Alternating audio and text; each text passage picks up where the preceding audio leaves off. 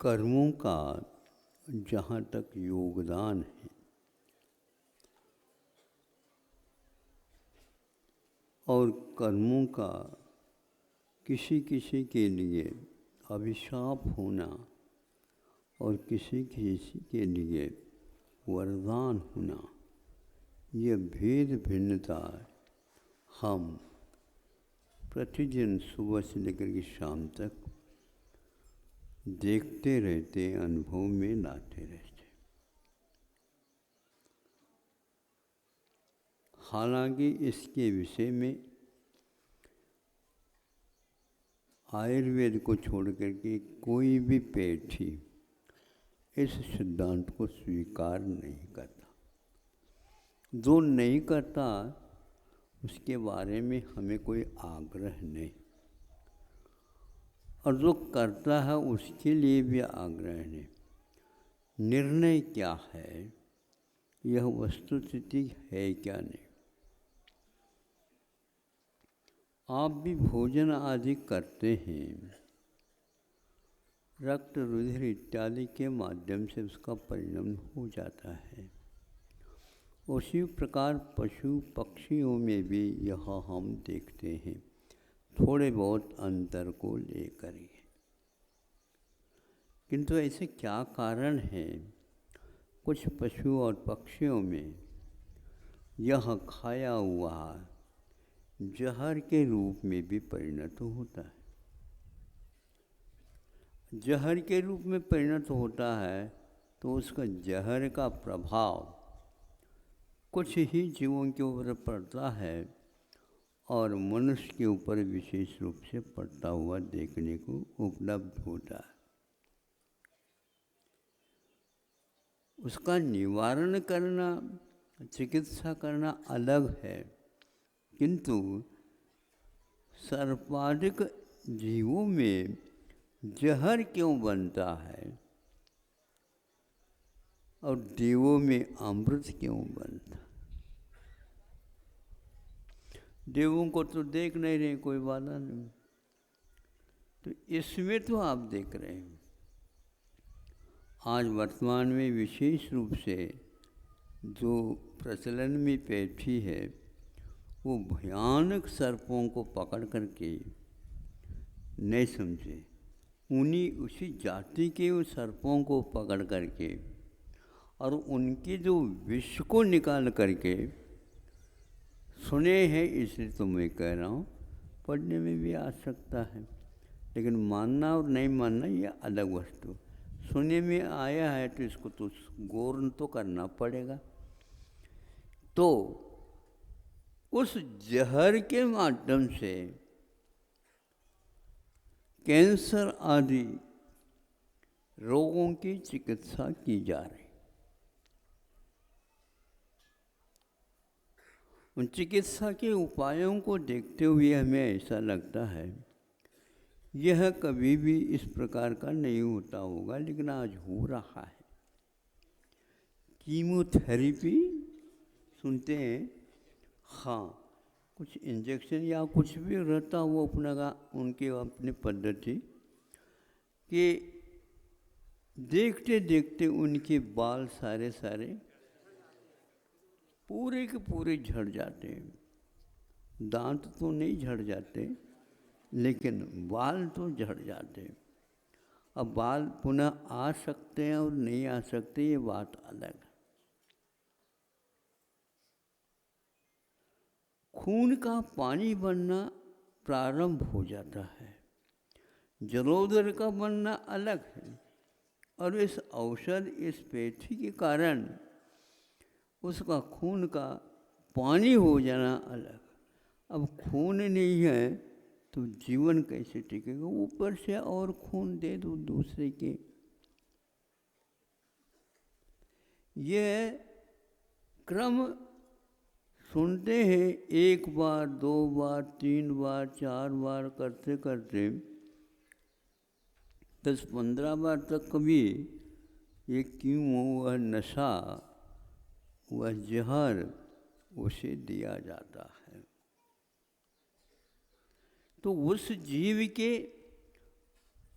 स्वयं के लिए तो वो विष कभी भी मृत्यु का कारण नहीं होता, किंतु दूसरे के लिए वह प्रयोग करते हैं तो देखने से भी जहर चढ़ जाता, स्पर्श करने से भी जहर चढ़ जाता, फूंकता है, फुसफुसाता है तो भी जहर चढ़ जाता है, और जहर के सेवन करने से भी जहर चढ़ जाता है और मृत्यु अनिवार्य घोषित हो जाता।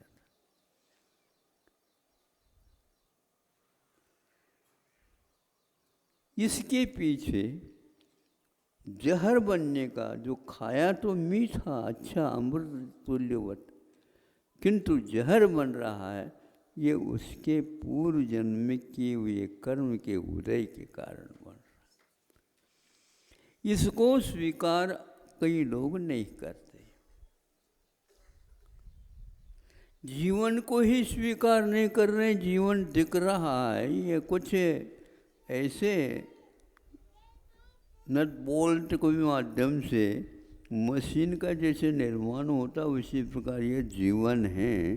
ये तो मान्यता के ऊपर आधारित है। ये गतियों से गत्यांतर जाना, ये सारे विभिन्नता दिखना, ये दिखता है, ये पुद्गल का मैटर का काम है। जीव कोई वस्तु नहीं है, नहीं है तो अब उनके लिए तो हम आग्रह क्या कर सकते।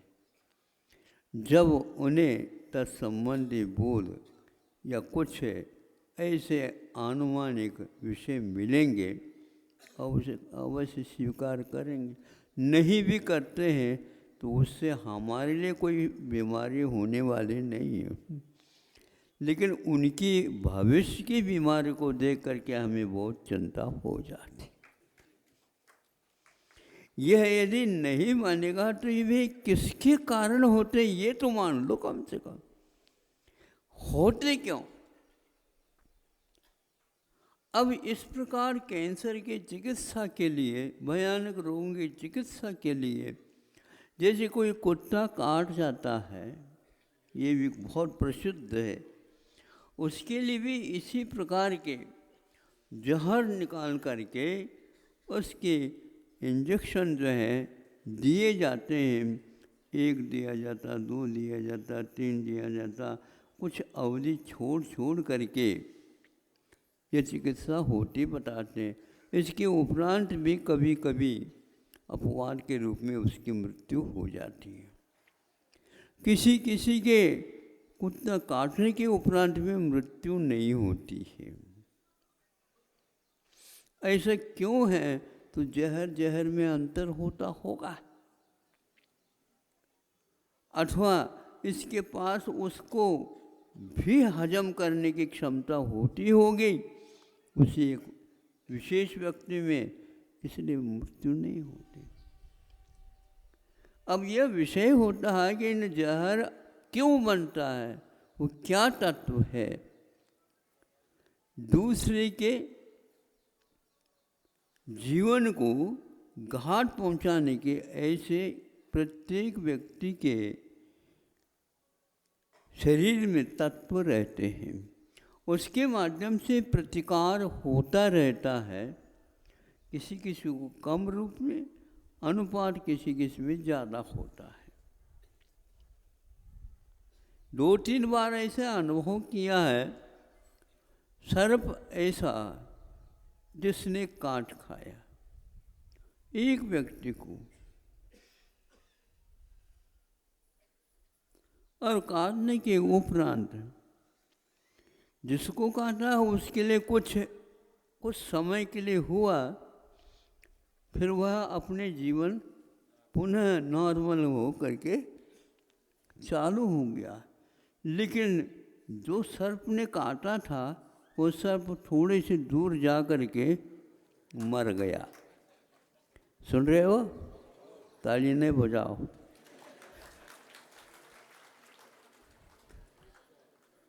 क्योंकि अभी तक तो सुना था कि सर्प के माध्यम से मनुष्य का मरण होता, कभी कभी बच भी जाता, लेकिन वह तो बच गया। लेकिन सर्प क्यों मरा?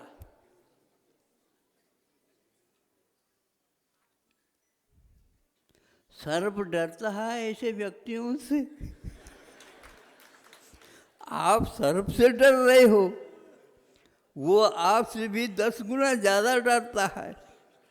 इसका जहर अनिवार्य, इसका वारण नहीं हो सकता। तो मनुष्य के पास भी जहर है, इसको आपको स्वीकार करना होगा। अब वो कौन से निमित्त से? मनुष्य में जो जहर है वह सर्प को काटने से सर्प ही मर जाता है, एक शोध का विषय है। आप लोग सरल सरल विषय लेकर के शोध करते हो, इसके ऊपर करो। और इसमें किसने जहर डाला, उसका क्या कारण है? अंत तो अथवा एक तीसरी वस्तु जो है, जो देखने में नहीं आ रही, वह है कर्म। कुछ समय तक वह जहर असर कर सकता है, कुछ के बाद वह बेअसर हो जाता है। ये निश्चित है। महापुरुषों की कथा पढ़ने से ऐसा लगता है कुछ भी असर नहीं। वह शक्ति आई कैसे? वह शक्ति अपने परिणामों के कारण आ जाती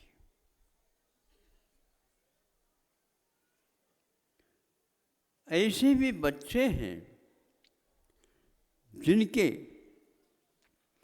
बच्चे होने के उपरांत माँ निश्चित रूप से मर जाती है, और माँ तो नहीं मरी किंतु वह बच्चा जिंदा नहीं रह पाता। 1 बार 2 बार 3 बार हो जाता है। ऐसे कौन सी शक्ति या तत्व है माँ के शरीर में जो संतान को सुरक्षित नहीं रख पाती? जिसके पास अमृत विद्यमान है, दूध है, किंतु वह उसके लिए अभिशाप सिद्ध हो रहा है। तो ग्रामीण पद्धति से तो अभी तक हम सुनते थे, लेकिन वैज्ञानिक लोगों को भी यह अब लगने लगा, उसके शरीर में विषाणु है, माँ के शरीर में, इसलिए वह बच्चा बच नहीं पा रहा। ऐसा कर दो, जन्म होते ही दोबारा जब कभी संतान को दे, उसमें उसको दूसरी माँ के पास, धाई के पास जो बोल सकते, उनके पास रखो, और हमेशा जिंदा रह जाता है। उसके शरीर में इसके जीवन के योग्य तत्व विद्यमान होने के कारण यह नहीं मरा। ऐसा क्यों, किसने डाला उसमें और इसमें किसने डाला? जो मारक और जीवन के योग्य तत्व सबके पास भिन्न भिन्न विद्यमान है। यह जो विविधता है, इस विविधता के कारण यह तीसरी कोई वस्तु होना चाहिए। कई लोग भले ही लौकिक पद्धति से प्रभावित होकर के मानते होंगे, ये सब जो कुछ भी हो रहा, कोई न कोई, इसको आप लोग भगवान समझते हैं और हम समझते हैं कोई न कोई होगा, उसके कारण ये ऐसा हो रहा है। और जो हो रहा है नहीं दिख रहा है तो वो भगवान का स्वरूप, ऐसा सुनने में आता है। ये देश में और विदेश में सब जगह। आपके आँखों में वह शक्ति है जो सूर्य प्रकाश के बिंब में नहीं। इसको विज्ञान कैसे स्वीकार करेगा बताओ? आप सूर्य की ओर देख नहीं पा रहे हैं, अगर ये व्यक्ति सहज बैठ करके सूर्य की ओर देख रहा है और उसको तवा के समान देख रहा है, क्या समझे? तवा समझते हो? सोने का नहीं, लोहे का, बिल्कुल काला है। उसकी आँखों की जो ज्योति है उसमें इतनी एकाग्रता है, वह उसको जो आग लगाने वाले जो है उसको भी वह पार कर जाता है। पार करने का अर्थ ये है केवल भामंडल मात्र उसका अंतिम रेखा परिधि के रूप में धुंधली धुंधली दिखने लग जाए और बाकी सब काला हो जाता है। यह उसकी साधना का फल है और यह आत्म तत्व का फल है, प्रतिफल है। और कुछ ग्रहण लगे हुए हैं, सूर्य को देखते हैं तो आंखें अंधी हो जाती है। ये उसकी विशेषता है। तो इस प्रकार भिन्न भिन्न वैविध्य को लेकर के, विविधता को लेकर के जो तत्व हम सब लोगों में विद्यमान है, इसके पीछे एक कर्म विद्यमान रहता। अब वह सर्प जो काटता है, जिसके द्वारा काटने से मनुष्य का मरण होता है, वह यहाँ पर बैठे बैठे दूसरा व्यक्ति उसको चुनौती देता है, उसको आना पड़ेगा उस सर्प को, और मंत्र के माध्यम से उस विष को किस ढंग से उतारता हम, वह बैठ करके मंत्र जापता, वो सर्प को वहाँ पर जहाँ पर है वहाँ से यहाँ तक आना पड़ेगा और आ करके उस जहर को वह निकाल देगा। वो खड़ा हो, मरण नहीं हुआ अभी भी ये शोध करना अनिवार्य है। सर्प काटने के उपरांत जल्दी जल्दी उसको दाह नहीं करते, उसको अंतिम संस्कार नहीं देते, क्योंकि यह पद्धति अवश्य है, क्योंकि वह अभी अवसर है उसके पास, भीतर जीवन विद्यमान है। अघोषित मृत्यु सुना होगा आपने, घोषण नहीं किया लेकिन मृत्यु निश्चित है। लेकिन कई बार ऐसे देखने में मिलता है, अनेक घंटे होने के उपरांत में वह पुनः बैठ जाता, जीवित हो जाता, स्मशान से ले जा गए, वहाँ से पुनः वापस आ गया। हंसियो नहीं, हंसने का विषय तो है, अभी भी हो रहा है। इसके बारे में बहुत सोच विचार हो रहा है, विज्ञान के बारे में कई चातुर्मास और निकलेंगे विज्ञान के, यह हासिल नहीं होने वाला। ऐसा क्यों है? इसके पीछे, विविधता के पीछे वही उसका एकमात्र कर्म है। एक स्थान पे हम गर्मी के समय पर या कहीं और स्थान था, वहाँ पर गए, एक लड़का जिसको माँ ने खेलने के लिए छोड़ दिया और उसके जो दरवाज़ा है, उस दरवाज़ा को बंद करके आदि दरवाज़ा खोल करके उसको लगे अच्छे, उसी के माध्यम से वह देखता था। और वह एकदम लड़का, माँ आई देखे तो है ही नहीं, तब तक थोड़ा सा दरवाज़ा हवा के झोंके से खुल गया था। ये चला गया कर, ये चला गया, पूछताछ कर दिया, गली सारी छान डाली, मिला ही नहीं। 1 घंटा हो गया, 2 घंटा हो गया, 3 घंटा हो गए, क्या हो गया, कहाँ पर चला गया? 5-6 घंटे तक हो गए। फिर इसके उपरांत माँ के दिमाग में बात आ गई, कुएं में तो देख लो, वहीं पर उसके यहाँ कुआं था, देखा लोगों को ये यंत्र के माध्यम से निकालते हैं ना, अंकुश इत्यादि के माध्यम से, वो निकल गया। अब तो लड़का चला गया है, इकलौता लड़का। फिर इसके उपरांत औषधोपचार में होने के उपरांत वो जीवित हो गया। मरण नहीं किया था उसने, किंतु उसके तत्व ऐसे थे उस अवस्था में उस पानी के द्वारा उनको कोई क्षति नहीं पहुंची। एक आध घूंट पी ले तो सब मरण को प्राप्त हो जाते। पेट में भर गया, श्वास नहीं रहा।